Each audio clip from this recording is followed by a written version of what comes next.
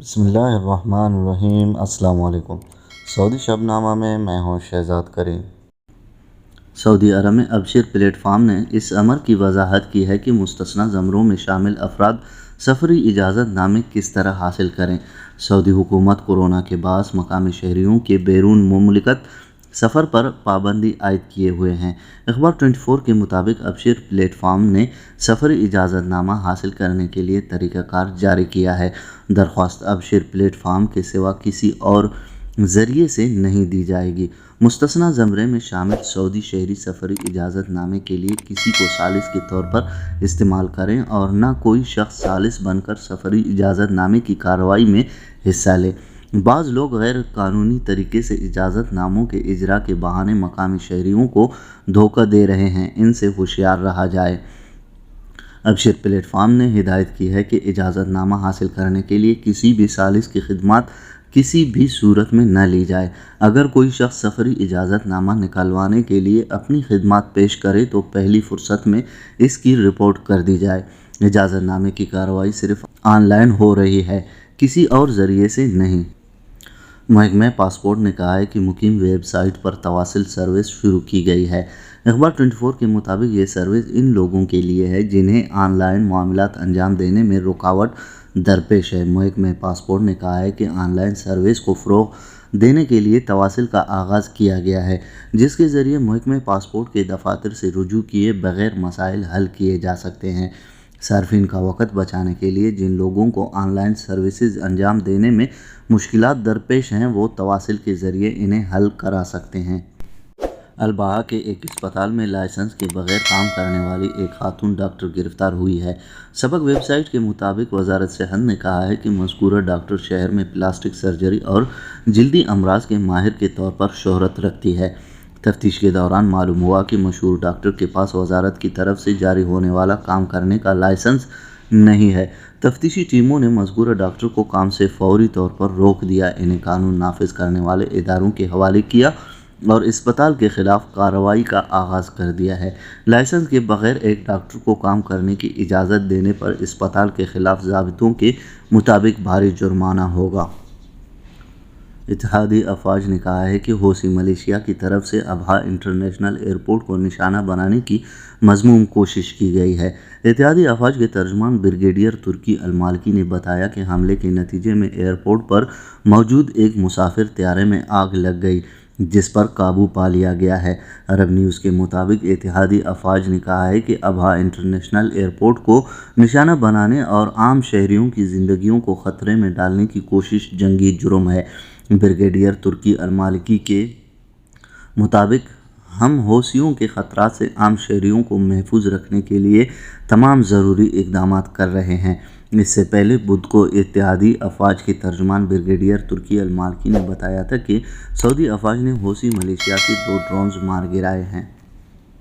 خادم حرمین شریفین شاہ سلمان بن عبدالعزیز کی سربراہی میں کابینہ اجلاس منعقد ہوا، جس میں ملکی اور بین الاقوامی امور اور معاملات پر غور کیا گیا اور اہم فیصلے کیے گئے۔ سعودی پریس ایجنسی کے مطابق کابینہ نے عدالتی اصلاحات کے حوالے سے ولی عہد و وزیر دفاع شہزادہ محمد بن سلمان کے خطاب اور اس کے متقاضیات کو سراہا ہے۔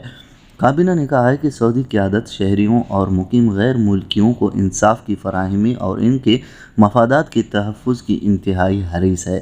کابینہ نے کہا ہے کہ بانی مملکت شاہ عبدالعزیز کے زمانے سے لے کر اب تک سعودی حکومت نے عازمین حج اور عمرہ زائرین کی خدمت اور ہر طرح کی سہولت فراہم کرتی رہی ہے۔ کورونا بحران کے دوران سعودی قیادت نے حج اور عمرہ کے حوالے سے انتہائی حکمت پر مبنی فیصلے کیے تھے۔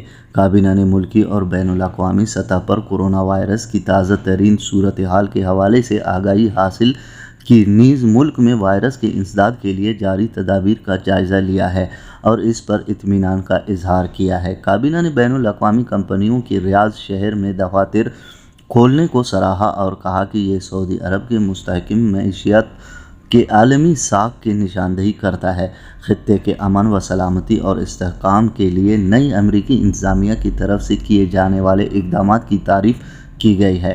کابینہ نے عالمی برادری سے مطالبہ کی تجدید کی ہے کہ ایران کو عالمی قوانین اور اقوام متحدہ کے चार्टर का पाबंद बनाया जाए, ईरान को एटमी असलह के हसूल से रोका जाए, नीज़ मिज़ाइल टेक्नोलॉजी महदूद की जाए। काबीना ने कहा है कि हूसी मलेशिया सऊदी अरब की शहरी आबादी को मुसलसल निशाना बनाने की कोशिश में है। इसके ख़तरात दरअसल ईरान के मिज़ाइल टेक्नोलॉजी की वजह से है। काबीना ने हाईवे पर हादसात की सूरत में मतोफ़िन की मुंतकिली के कवानीन में तरमीम की इजाज़त दी है। सऊदी अरब के असीर रीजन में अरअर नामे 27 दरख्त उखाड़ने पर मकामी शहरी पर 50,000 रियाल का जुर्माना किया गया। गवर्नर असीर शहजादा तुर्की बिन तलाल का कहना है कि माहौलियाती कवानीन की पाबंदी कराई जाए। इन्होंने अल-नमास में अरअर नामी 27 दरख्त उखाड़ने वाले मकामी शहरी पर 50,000 रियाल जुर्माने का हुक्म दिया। आजिल वेबसाइट के मुताबिक मकामी शहरी ने चिरागाहों और जंगलात के लिए मुख्तस मकामात से दरख्त उखाड़े थे। गवर्नर असीर ने हिदायत की कि असीर रीजन में माहौलियाती तहफ़्फ़ुज़ के लिए मुकर्रर कवानीन व ज़वाबित पर सब लोग अमल करें और आवाम को इसकी अहमियत से आगाह किया जाए। इन्होंने ये भी कहा कि जंगलों और चरागाहों की भरपूर हिफाजत की जाए, ये असीर की पहचान है। अलावा अज़ीज़ खसूसी फ़ोर्स ने माहौलियाती कानून की खिलाफ वर्जी पर 31 सऊदी शहरियों को गिरफ़्तार किया है। 5 टन से ज़्यादा लकड़ियाँ ज़ब्त की गई हैं। माहौलियाती कानून के बमूजिब दरख्तों की लकड़ियाँ काटना, फ़रोख्त करना और मुंतकिल करना ममनू है। सऊदी खबर रसा इदारे SPA के मुताबिक स्पेशल फ़ोर्स की तर्जुमान रायद अल-मालकी ने बताया कि माहौलियाती कानून के खिलाफ वर्जी करने वालों को कानूनी कार्रवाई के लिए मुतल्लिका इदारों के हवाले कर दिया गया। ज़ब्त शुदा लकड़ियाँ वज़ारत माहौलियात व पानी व ज़राअत के खसूसी इदारे के हवाले की गई। वज़ारत सेहत की जारी करदा एदाद शुमार के मुताबिक आज के नए कोरोना वायरस की मरीज़ों की तादाद 369 को पहुँच गई है और सेहतयाब होने वालों की तादाद 306 है और आज कोरोना वायरस की वजह से मरने वालों की तादाद 5 है। रियाद 178, शर्गिया 85, मक्का मुकर्रमा 48, असीर 11, बाहा 10, हदूद शुमालिया 10, अलजौफ 7, गसीम 6, मदीना मुनव्वरा 5, जैज़ान 4, नजरान 4, हाइल 3, तबूक 3। टोटल कोरोना वायरस की मरीज़ों की तादाद 3,71,356 को पहुंच गई है और सेहतयाब होने वालों की तादाद 3,62,368 है और टोटल कोरोना वायरस की वजह से मरने वालों की तादाद 6,415 है। एक्टिव केसेस की तादाद 2,573 है और इनमें सीरियस केसेस की तादाद 417 है। आपने हमें अपना कीमती वक्त दिया, बहुत बहुत शुक्रिया। अस्सलाम वालेकुम व रहमतुल्लाहि व बरकातहू।